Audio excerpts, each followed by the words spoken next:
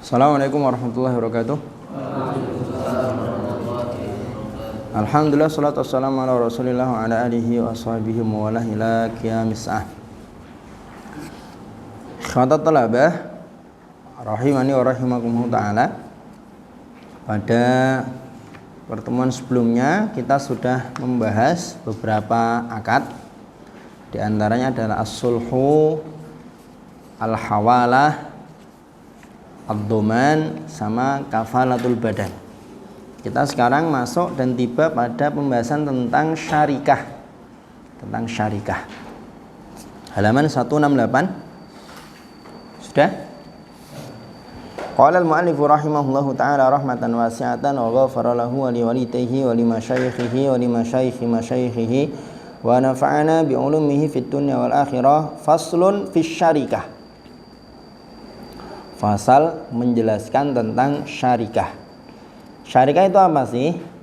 Syarikah itu adalah satu akad yang mengakibatkan ada hakun syai'.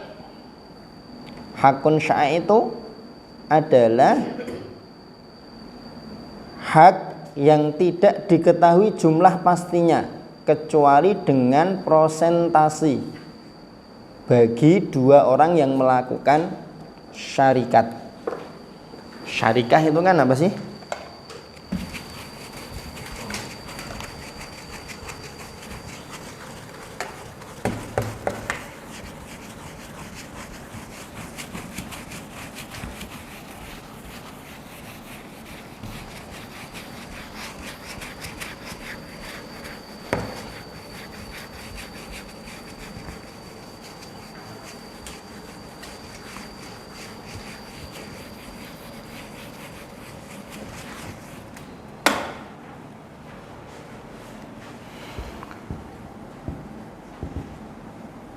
Kongsi. Kongsi itu apa?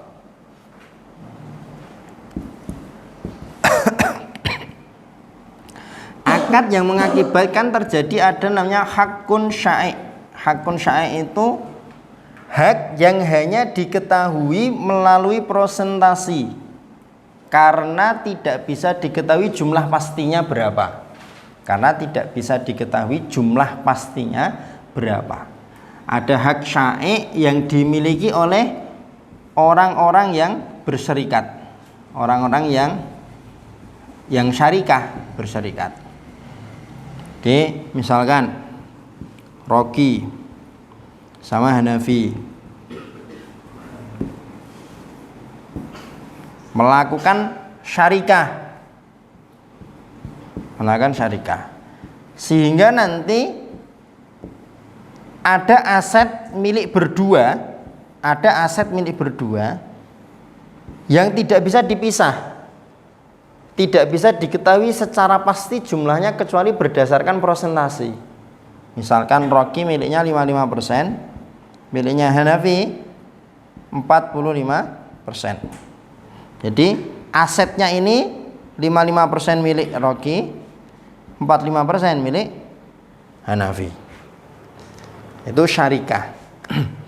Boleh tidak seseorang itu bersyarikat atau melakukan syarikah, perkongsian? Boleh, tapi harus memenuhi 5 syarat. Walis syarikati khamsu syara'ita. Boleh seseorang berkongsi, yang penting terpenuhi 5 syarat. Yang pertama, ayyakuna ala nadhin minad darahim wad dananir. Hendaknya yang dikongsikan itu berupa mata uang, dirham dan dinar. Kalau hari ini ya rupiah, uang lah, uang. Tapi syarat yang pertama ini adalah syarat yang lemah dalam mazhab ghairu mu'tamad. Yang mu'tamad tidak harus berupa uang, tapi harus berupa barang yang misli. Barang yang misli.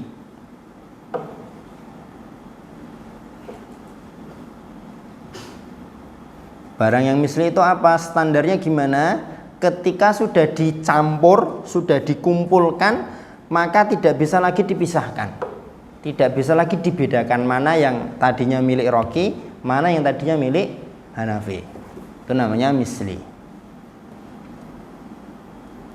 Misalkan berkongsi beras, Roki bawa 6 ton, Hanafi bawa 4 ton, digabung jadi 1, jebret. Itu kan udah nggak bisa lagi dibedakan mana tadi yang 4 ton miliknya Hanafi, mana tadi yang 6 ton miliknya Roki.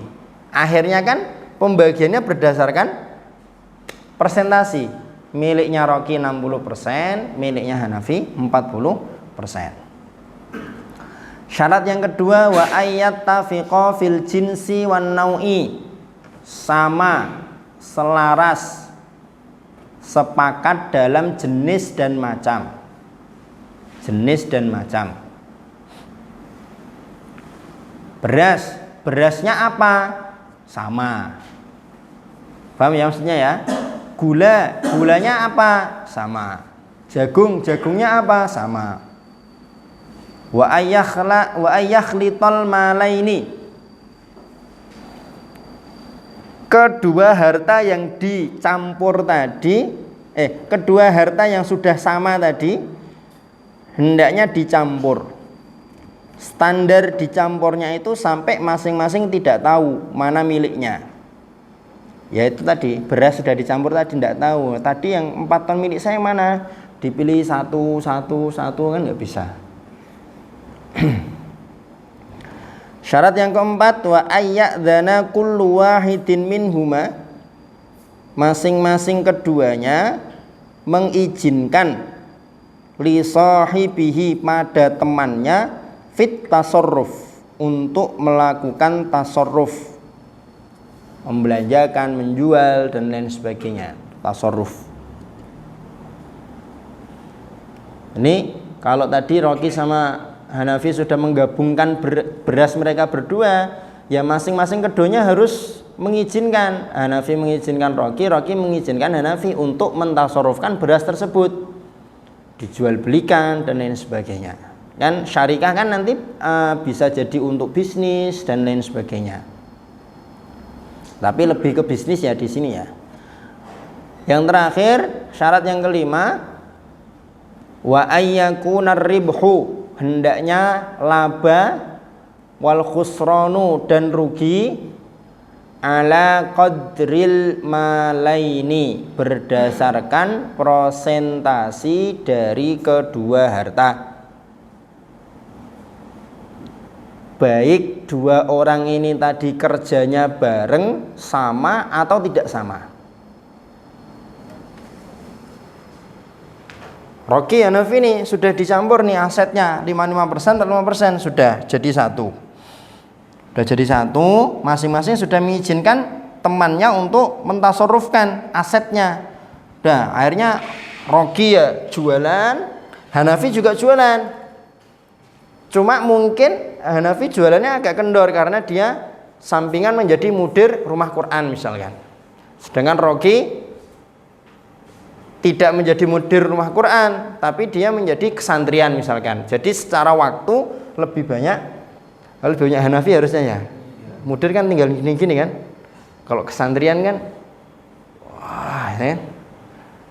Pokoknya dari dua orang ini walaupun kinerjanya beda, misalkan secara kinerja Roki asetnya 55, Hanafi asetnya 45, tapi secara kinerja Roki kinerjanya 45, Hanafi kinerjanya 55. Maka laba yang didapatkan bukan berdasarkan kinerja, tapi berdasarkan aset.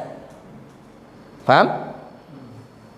Sudah ditasarrufkan, diniagakan, mendapatkan laba misalkan 200 juta. 200 juta. 200 juta ini dibagi dua. Tidak dibagi sama rata tapi berdasarkan presentasi. 200 juta kali 55% berarti berapa? 110. Berarti Roki dapat 110 juta. Hanafi dapat 90 juta dari laba total 200 juta. Fahim dong? Itu namanya syarikah. Namanya syarikah. Walikulli wahidin minhuma, masing-masing dari keduanya fashuha mata sya'a, boleh menyelesaikan, membubarkan akad syarikah mata sya'a, kapanpun dia menghendaki, kapanpun dia mau.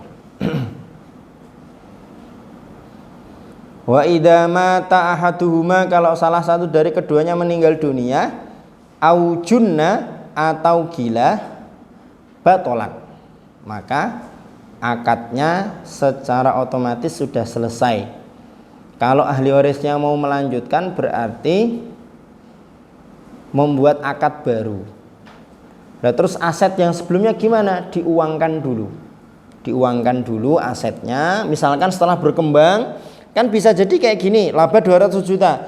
Tapi yang dibagi 100 juta. Yang 100 juta dimasukkan lagi ke aset. Paham maksudnya? Jadi yang dinikmati 100 juta dulu, yang 100 dimasukkan ke aset. Kembangkan lagi, dapat laba berapa, nanti sebagian dibagi, sebagian dimasukkan ke aset. Nanti persentasenya sama. Seperti itu.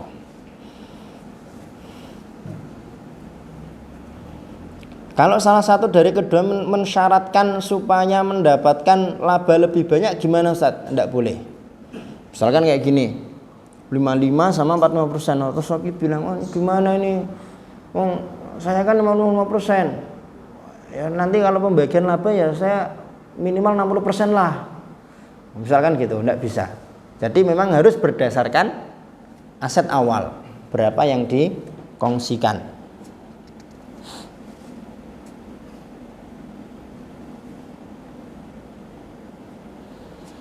Ini tentang syarikah. Ada soal kaitannya dengan syarikah? Sebelum kita lanjutkan ke wakalah. Ya, Rogi. Siapa? Terus. Itu misalnya ada orang itu kerjasama dalam misalnya tanah dikelola ya, jadi kebun dan sebagainya. Sehingga cerita kan 2 orang, salah satunya meninggal, tapi keluarganya itu sama sekali nggak tahu kalau dia itu punya apa, pernah punya perserikatan seperti itu. Itu yang masih hidup, dia yang punya kewajiban untuk menyampaikan ke keluarganya atau? Iya. Disampaikan karena kalau dia ambil sendiri jatah temannya yang sudah meninggal dunia, berarti kan dia memakan harta orang lain secara batil. Karena harta yang ditinggalkan oleh seseorang yang meninggal dunia, otomatis status kepemilikannya berpindah kepada ahli warisnya, selama belum dihibahkan ketika dia masih hidup, gitu ya. Jadi harta apapun yang kita punya ketika kita meninggal dunia, maka harta yang kita punya itu secara otomatis kepemilikannya berpindah kepada ahli waris kita. Seperti itu. Nah, cuma nanti prosesi pemindahannya, kepemilikannya dan lain sebagainya kan itu nanti kalau yang butuh ada administrasi, kemudian butuh proses ini itu, ya nanti ditempuh gimana caranya, dibicarakan secara baik-baik. Kan gitu. Istilahnya dengan bahasa lagi sisanya rumatan itu tidak termasuk hibah. Ini sisanya rumatan. Sebelum meninggal saya pesan sama yang teman perserikatannya. Ini misal saya kenapa-napa, kebunnya dinyaman yang rawat, itu termasuk hibah juga? Belum sih, karena rawatan itu kan bisa jadi memang permintaan untuk mengelola, belum pemindahan kepemilikan.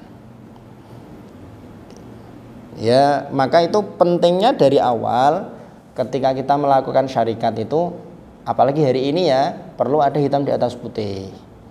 Perlu ada hitam di atas putih. Berapa asetnya tercantum di awal.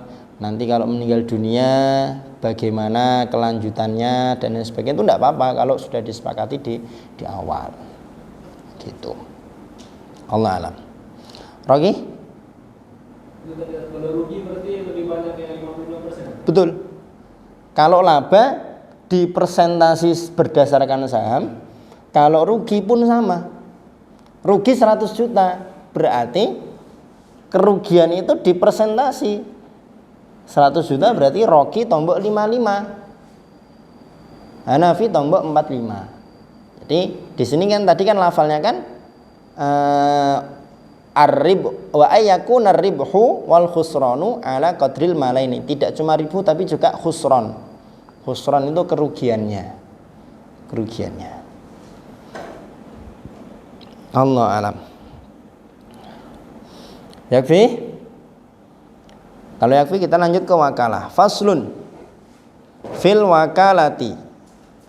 Membahas tentang wakalah. Bahasa simpelnya kita adalah perwakilan. Kalau definisi fikihnya tafwidu syakhsin ma lahu fi'luhu mimma yaqbalun niyabata ila ghairihi liyaf'alahu fi hayatihi. Penyerahan atau pemasrahan kepada orang lain, apa yang diserahkan, apa yang dipasrahkan, sesuatu yang bisa untuk diwakilkan supaya dikerjakan ketika dia hidup.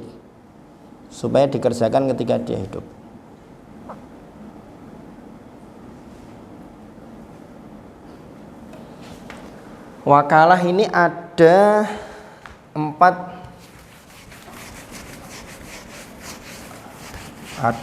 unsur.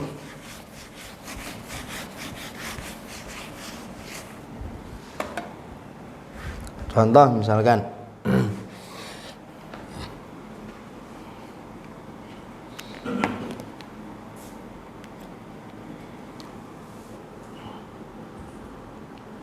Mbah Khalil punya anak perempuan namanya Nisa. Mbah Khalil mau nikahkan Nisa, tapi tidak mau menikahkan sendiri, kan? Akhirnya Mbah Khalil mewakilkan pernikahan anaknya kepada misalkan Ustadz Hanafi.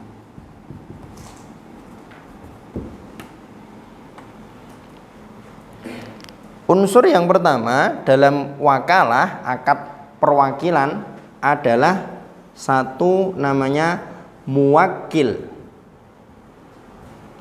Orang yang mewakilkan. Yang mewakilkan pernikahan di sini adalah Mbah Khalil. Ya kan? Yang kedua, yang diwakilkan itu apa? Namanya muwakkal. Yang ketiga adalah yang mewakili, namanya wakil. Sebelum Ustadz Hanafi menikahkan Nisa, Mbah Khalil ada akad terlebih dahulu dengan Ustadz Hanafi. Saya wakilkan kepada antum Ustadz Hanafi untuk menikahkan anak saya. Paham? Lafal perwakilan dari Mbah Khalil kepada Ustadz Hanafi disebut yang keempat unsurnya adalah sigot, akadnya. Akad perwakilannya, bukan akad nikahnya. Paham ya? Jadi ada 4 unsur: muwakil, muwakkal, wakil, sama sigot. Kita baca. Wa kullu ma jaza lil insani tasarrufu fihi binafsihi. Wa kullu setiap ma apa-apa jaza yang boleh lil insani bagi seseorang at-tasarrufu fihi, bertasarruf atau mentasarrufkan pada ma, binafsihi dengan dirinya sendiri. Seperti misalkan menikahkan Nisa, itu kan tasarruf yang boleh dilakukan oleh Mbah Khalil untuk dirinya sendiri, ya kan? Dan boleh diwakili yakbalun niyabah. Berbeda dengan sholat. Sholat kan nggak bisa diwakilkan. Maka nggak bisa Mbah Khalil mewakilkan kepada Ustadz Hanafi untuk sholat. Tolong wakili saya ya. Wakili nopo Mbah? Sholat. Tidak bisa. Tidak bisa. Berbeda nanti dengan haji. Kalau haji bisa. Kalau haji bisa. Seperti yang kemarin sudah kita bahas kan, kalau haji tidak mampu maka bisa untuk diwakilkan.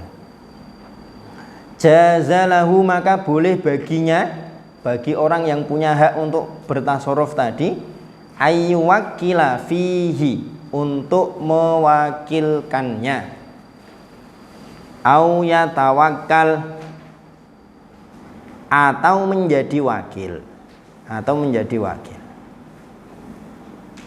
boleh mewakilkan, boleh menjadi wakil, selama muwakkalnya adalah sesuatu yang jazat tasarrufu fihi binafsihi, sesuatu yang memang boleh untuk ditasarrufkan oleh si pemiliknya. Wal wakalatu, wakalah itu adalah akdun jaizun, akad yang jaiz, likulli minhuma, bagi masing-masing keduanya, muwakil dan wakil, fashuha mata sya'a, boleh membatalkannya kapanpun menghendaki. Watan fasihu, otomatis bubar, batal, selesai akad wakalah itu, bimauti ahadihima, dengan kematian salah satu keduanya.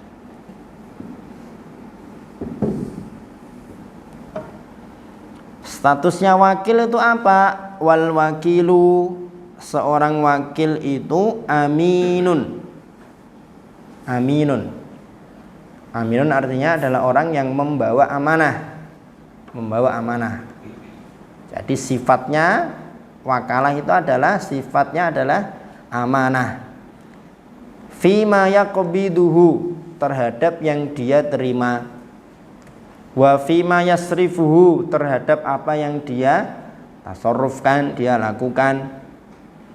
Wala yatmanu, maka dia tidak menanggung kalau terjadi kerusakan dan lain sebagainya, illa bitafrid, kecuali kalau dia melakukan kesewenang-wenangan.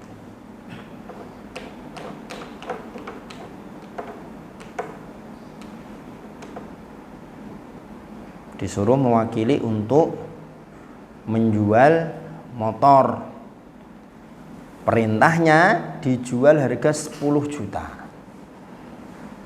dia jual harga 8 juta.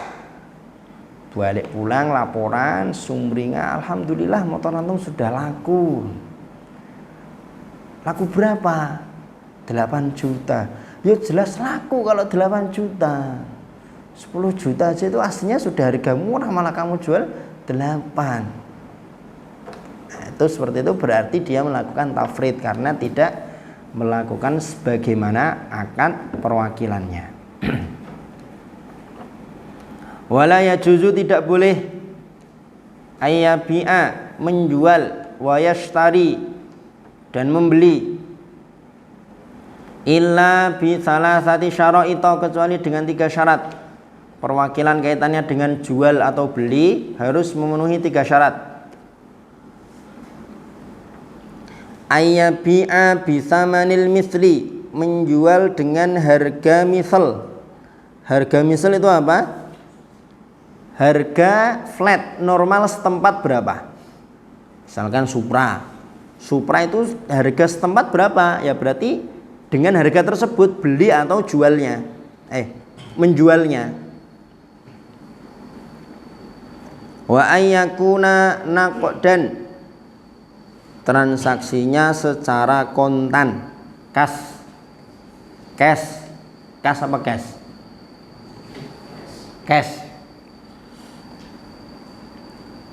Binaqdil balad, dengan mata uang negara setempat, minimal dengan mata uang negara setempat.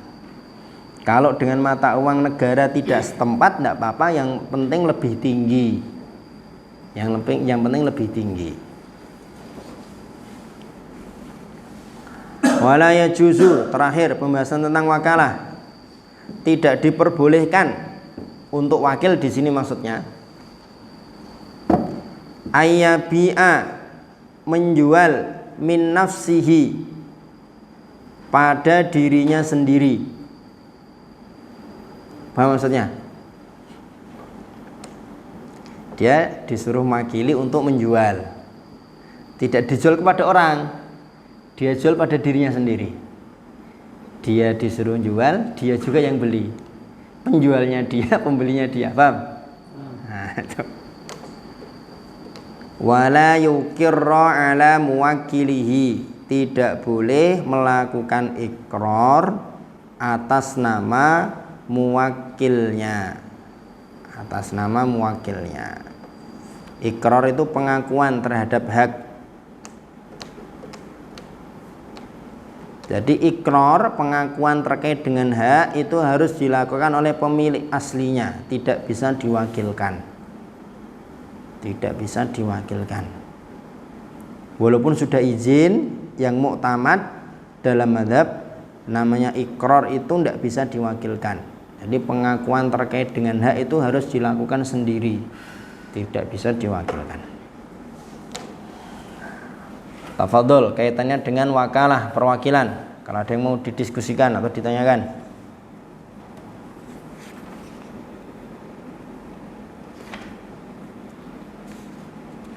Ya. Jadi kalau misal jual diminta orang untuk jual barang, tapi nggak laku, akhirnya kayak bisa tak beli sendiri, itu kan nggak boleh. Bilang sama yang punya barang ya. Bilang. Iya, sampaikan. Ini nggak laku-laku gimana? Tak beli aja ya. Kalau seperti kan akhirnya kan tidak beli pada diri sendiri, tapi beli kepada pemilik barang. Allah a'lam. Lagi?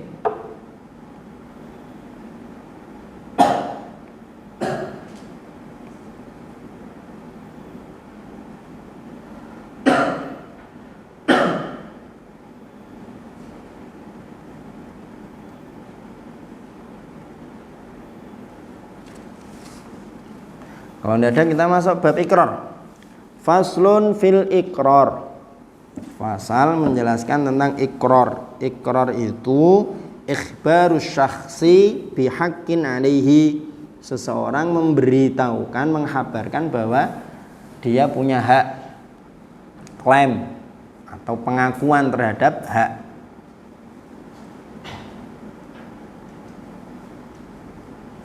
Wal muqarru bihi, sesuatu yang diakui.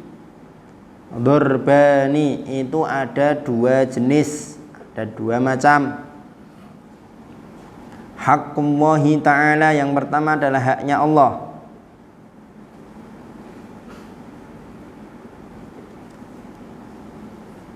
Seperti had zina, minum khamr, mencuri, itu adalah haknya Allah. Wa haqqul adami, dan hak anak Adam,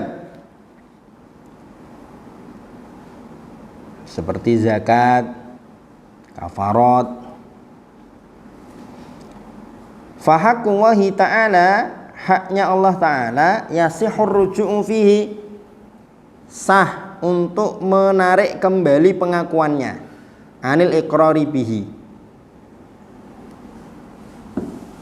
boleh ditarik kembali pengakuannya, catatannya sebelum keputusan hakim. Sebelum keputusan hakim.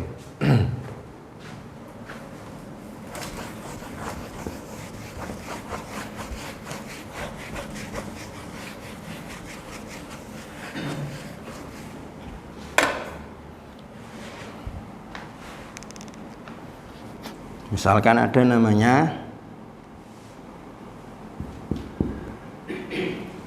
Frankie, dia datang ke hakim mengaku berzina. Mengaku berzina. Frankie ini namanya mukir, orang yang melakukan pengakuan. Al-mukir. zina yang dia akui namanya al-muqarru bihi, objek pengakuan.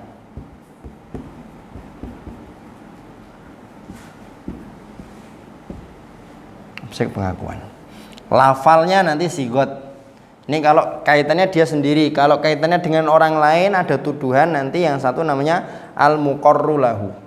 Al-muqarru lahu. Nah, kalau al-muqarru bihinya ini adalah hak Allah, hak zina kan haknya Allah, hak Allah.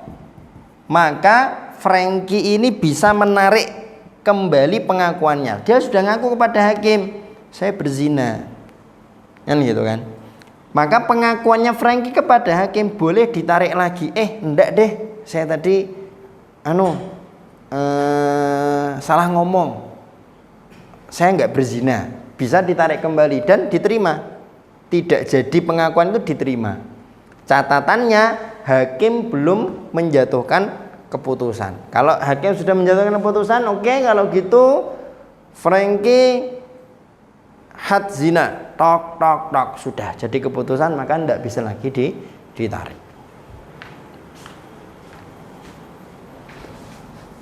Wa hakul adami, hak adami la yasihur ruju'u fihi anil iqrari bihi, tidak bisa ditarik lagi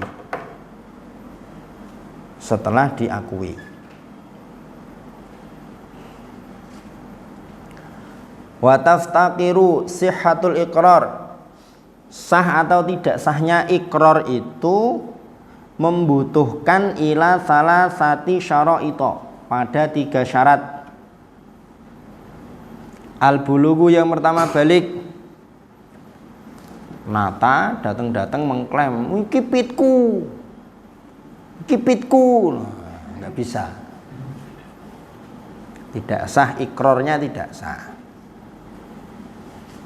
Wal aklu, berakal. Wal ikhtiyaru, dia bebas dari paksaan. Ikhtiar itu dia artinya punya pilihan, punya kehendak sendiri tanpa paksaan, tidak di bawah tekanan. Wa in kanal iqraru bimalin, kalau ikrarnya itu terhadap suatu harta, u'tubira fihi syartun rabi', maka perlu ada syarat yang keempat, wa huwa ar-rusydu, yaitu ar-rusydu. Ar-rusydu itu kebalikan dari safih. Safih itu orang yang memubadirkan hartanya di luar sesuatu yang diperkenankan oleh syar'i. Itu safih. Kalau dalam surat An-Nisa itu kan seorang yatim, hartanya baru boleh diberikan full kepada dia ketika dia sudah ar-rusydu. Kalau dia masih safih, maka hartanya kita kelolakan, kita kasih sesuai kebutuhan, ya kan?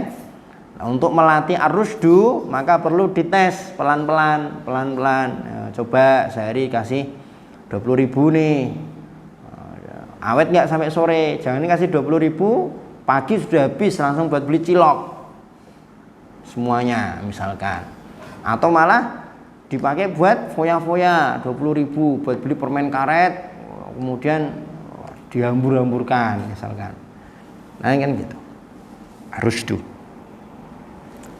Wa idza, apabila aqarra, mengakui bimajhulin, terhadap sesuatu yang majhul, mengakui sesuatu tapi sesuatu ini masih belum spesifik,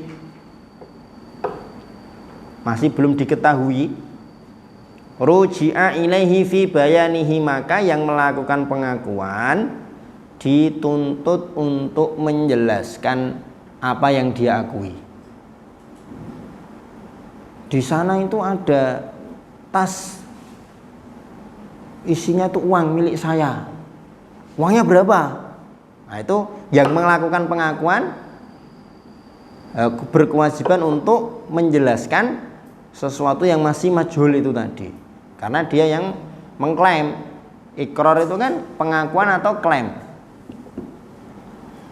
Wa yasihul istithna'u fil iqrar, boleh sah menggunakan redaksi istitsna, pengecualian dalam iqrar. Idza wasalahu bihi, kalau istisnanya, wasalahu, hunya kembali ke istisna, kalau istisnanya itu bersambung dengan iqrar. Wa huwa, dan iqrar itu fi halis sihati, dalam kondisi sehat, wal maradi, dan sakit, sawaun, sama, hukum-hukumnya sama, baik dia dalam kondisi sehat atau dalam kondisi sakit. Ini kaitannya dengan iqrar, pengakuan atau klaim.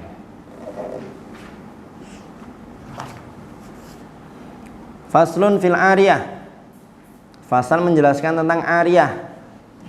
Ariyah itu pinjaman atau minjem. Cuma minjemnya di sini konteksnya biasanya adalah sesuatu yang bendanya nanti masih wujud, hanya dipinjem manfaatnya. Ariyah itu ibahatul intifa, boleh memanfaatkan, boleh memanfaatkan. Beda dengan qoret. Kalau qoret itu dia ada unsur hutangnya, tapi tidak selalunya uang. Kalau ariyah, ariyah itu dia seringnya benda atau barang. Pinjem, kalau bahasa kita pinjem pulpen, pinjem peci, itu kan hanya intifaknya, hanya manfaat dari pecinya yang kita pinjem. Paham ya? Jadi boleh memanfaatkan tanpa ada ujroh, namanya ariyah. Nanti kalau ada ujrohnya, ada biayanya, namanya ijaroh, sewa. Sewa kan juga gitu, make barang, barangnya masih utuh, kita hanya menggunakan manfaatnya, intifak dari bendanya. Tapi karena kita intifak pada benda, kita kemudian ada konsekuensi bayar. Itu namanya ijaroh atau nyewa. Walaupun nanti definisi dari ijarah tidak hanya itu.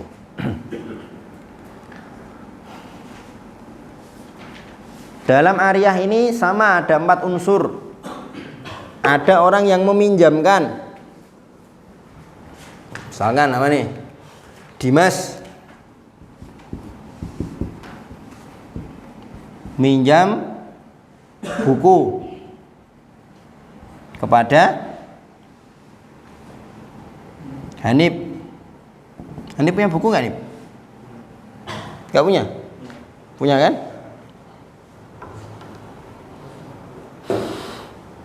Ada 3 berarti unsurnya. Dimas orang yang minjem, namanya mustair. Buku yang dipinjam namanya mu'ar atau ariyah itu sendiri. Hanif yang meminjamkan namanya mu'ir. Al-mustair, al-mu'ar atau al-ariyah, kemudian al-mu'ir. Al-mu'ir ada 3. Wa kullu ma, segala sesuatu, amkanal intifa'u bihi, yang memungkinkan untuk dimanfaatkan, ma'a baqa'i ainihi, dengan masih tetap utuhnya barang tersebut, jazat i'aratuhu, boleh mengiarohkannya, boleh meminjamkannya. Yang penting syaratnya mu'ir. Mu'ir berarti kalau di sini Hanif, Hanif dia harus punya ahliyatut tabarruk, balik, akil, merdeka, rasyid, dan dia adalah orang yang betul-betul memiliki manfaat terhadap barang tersebut, bukan milik orang lain. Kadang kan gitu, aku pinjam ya buku, bukan punya saya. Punya siapa? Punya saya, besar apa-apa. Angger-nggonen. meminjamkan barang yang bukan milik dia. Paham maksudnya? Ya kan? Ini itu. Aslinya milik Hanif, tapi yang di situ bukan Hanif, yang di situ orang lain. Orang lain meminjamkan bukunya Hanif kepada Dimas. Idza kanat apabila manafi'uhu manfaatnya asaron. Asaron di sini maksudnya adalah bagiyah. Artinya apa? Ya manfaatnya itu masih menyisakan barangnya, tidak kemudian habis barangnya, bendanya tidak habis.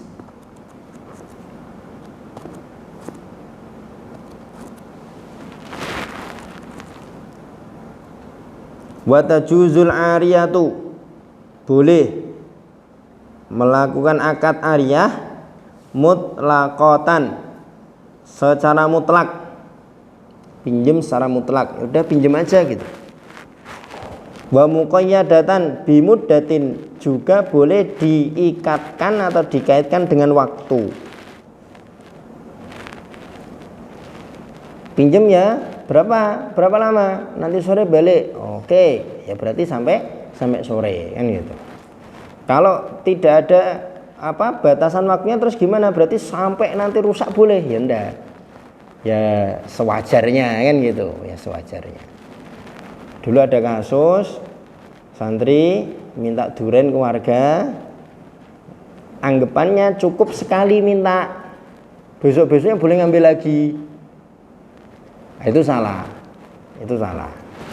Kalau seperti itu ya harus matur terus, tidak terus hari ini matur sudah boleh, oh berarti seterusnya boleh. Kelihatan panen ya enggak gitu. Wahia, barang pinjaman matmunatun, itu adalah sesuatu yang harus ditanggung alal musta'ir, oleh si peminjam. Bukunya Hanif dalam atau di tangannya Dimas, itu nanti Dimas berkewajiban untuk nanggung kalau terjadi cacat terhadap buku tersebut. Pinjam motor jatuh, nabrak, lain sebagainya, sehingga terjadi kerusakan, maka kerusakan yang terjadi pada barang pinjaman itu menjadi tanggungannya si peminjam musta'ir. Biki matiha, dengan nilainya, ukurannya. Yauma talafiha, pada hari pas rusak. Pinjam motor, awalnya akadnya 4 hari, baru hari kedua ternyata malah rusak. Maka dia berkewajiban untuk menanggung motor tersebut di hari ketika motor tersebut rusak. Paham maksudnya?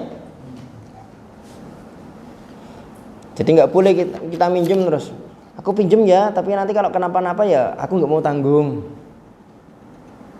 Paham maksudnya? Nggak boleh kayak gitu. Allah alam.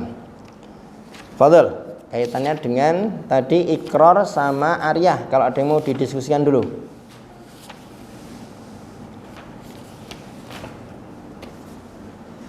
Ya. Kan nggak boleh meminjamkan barang orang lain ya.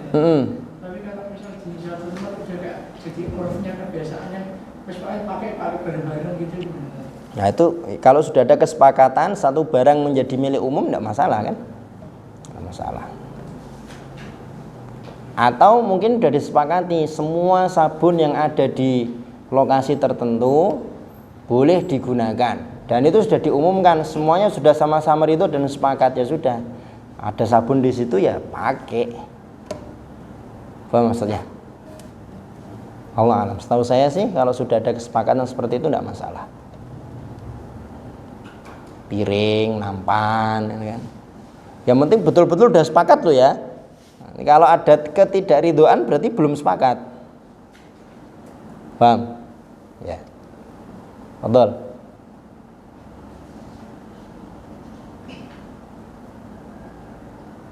Ya. Misalnya si Hanif ini punya buku, tapi dalam bukunya itu udah rusak duluan kan, tapi belum dibilang ke Hanif. Belum dibilang ke Dimas. Iya, belum dibilang ke Dimas. Itu gimana ya? tapi dari awal sudah rusak. Ya, yang ditanggung kan kerusakan yang timbul selama dipinjam. Kalau dari awal sudah seperti itu ya intinya pinjem A balik A, pinjem B balik B, kan gitu. Allah alam. Kalau si Hanifnya pokil, kemudian dia sengaja nggak ngasih tahu, padahal dia tahu kalau sebenarnya udah rusak, terus ketika dipinjam, wah ini kenapa ini? Wah parah kamu, dim, tak pinjemin malah, misalkan aja ini enggak boleh kayak gitu. Lagi? Berapa sih? Lebih 6. Tambah gosop.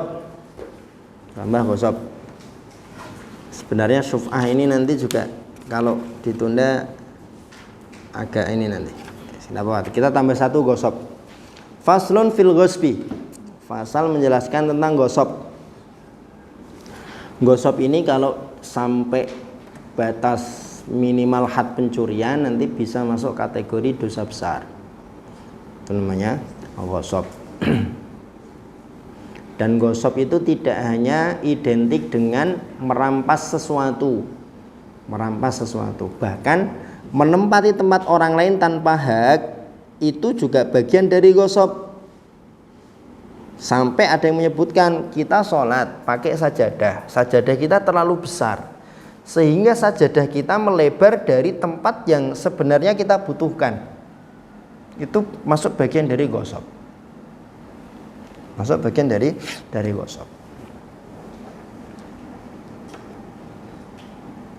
Definisinya al-istila'u dzulman mujaharatan ala haqqil ghair walau manfaatan. Menguasai secara dolim hak orang lain meskipun hanya sekedar memanfaatkan. Menguasai hak orang lain secara dolim meskipun hanya sekedar memanfaatkan.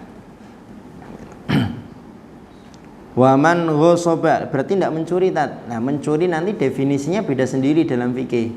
Mencuri dalam fikih itu mengambil sesuatu yang disimpan di tempat yang memang secara umum dijadikan sebagai berangkas penyimpanan, kan gitu. Waman ghosoba barang siapa yang menggosok malan satu harta li ahadin milik seseorang, lazimahu dia berkewajiban radduhu untuk mengembalikan barang tersebut. Wa arsyu naqsihi dan menambal kerugiannya, mengganti rugi kalau ada cacat atau kurangnya. Bahkan kalaupun tidak ada cacat atau kurangnya, wa ujratu mithlihi, maka kalau barang itu ada manfaatnya, maka si penggosok harus membayar ujroh misal. Bayaran misal itu maksudnya gini, misalkan gosok mobil selama 10 hari. Mobilnya tidak berkurang, tidak cacat, tidak nabrak, tidak lecet, dikembalikan lagi, tapi itu gosok 10 hari. Maka mobil yang dia gosok selama 10 hari itu nanti harus dibayar ujroh misalnya. Ujroh misalnya berapa? Ya tinggal dilihat rental sekarang mobil itu sehari berapa? 300.000, ya sudah 300.000 kali 10. Bersamaan dia dengan mengembalikan mobil membayar 3 juta sebagai ganti dari 10 hari dia gosok mobil tersebut. Meskipun mobilnya nggak dipakai.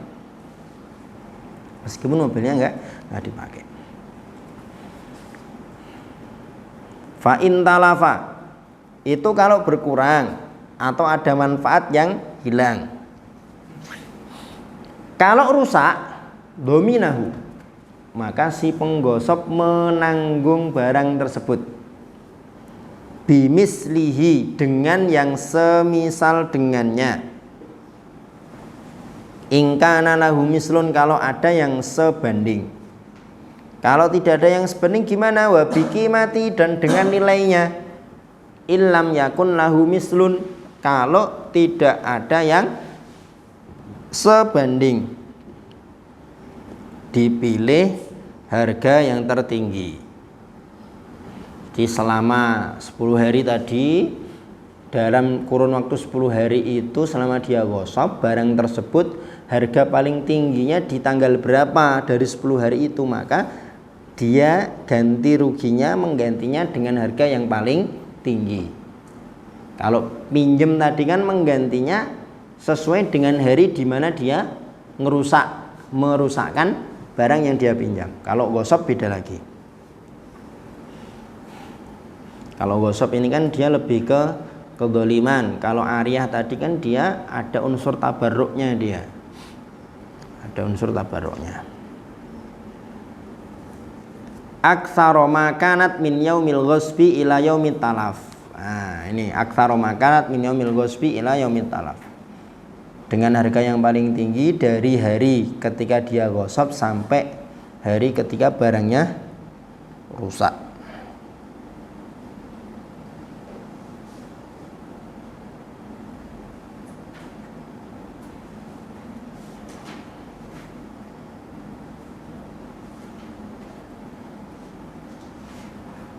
Fadol terkait dengan gosop, kalau ada yang mau didiskusikan.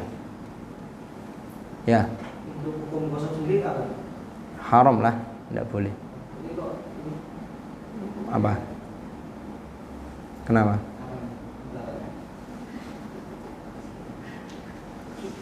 Dibahas di sini kan bukan berarti terus boleh. Ya kan? Dibahas di sini supaya kita tahu di samping dosa kita juga harus ganti rugi kalau kita merusak barang yang kita gosok. Bukan berarti dianjurkan untuk gosok, ya enggak. Barang haram kok dianjurkan, yang enggak. Sandal make enggak bilang, ya kan? Niatnya cuma make sebentar, ternyata di tengah jalan dia nginjak paku, sandalnya lubang. Nah, berarti dia harus mengganti, harus bertanggung jawab menanggung barang yang dia gosok. Orangnya nggak ada, nggak apa-apa, tak kembalikan, taruh. Orangnya mau pakai, loh kok jadi unik sandal saya ini, ada lubangnya, mentang-mentang musim hujan ini.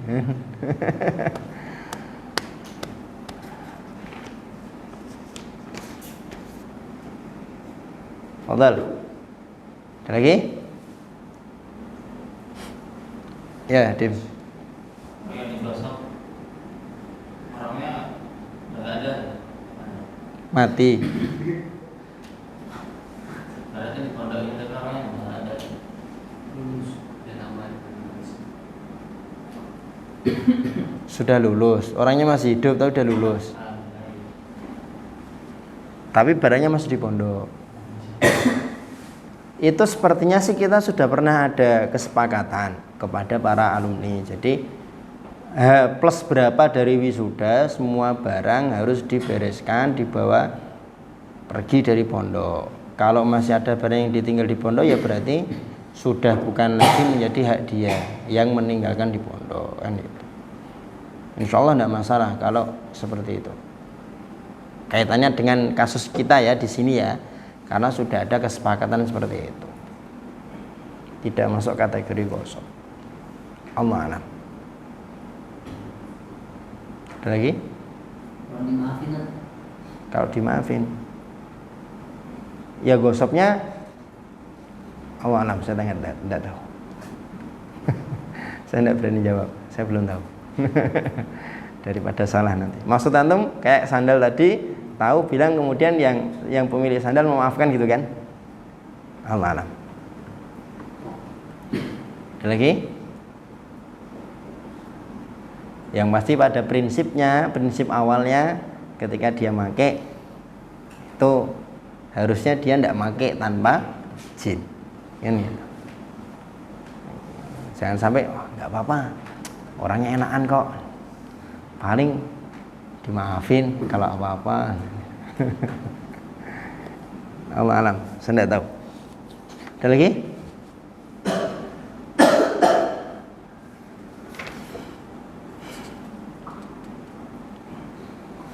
Kalau tidak ada, untuk daras hari ini kita cukupkan. Untuk syuf'ah, qira'at dan seterusnya insya Allah nanti kita baca di semester berikutnya. Karena hari ini adalah hari terakhir antum dirasa. Besok Senin sudah masuk karantina. Yang tidak karantina ya nanti kita buat acara apa di sini. Ya, Use. Usama. Nama bagus Usama kok dipanggil Use. Semester adik kelas itu nama bagus-bagus Ridho dipanggil Joyo. Apa?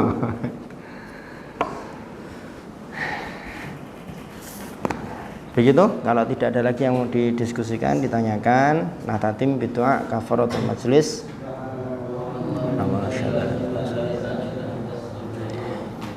Ila liqa insyaallah Januari.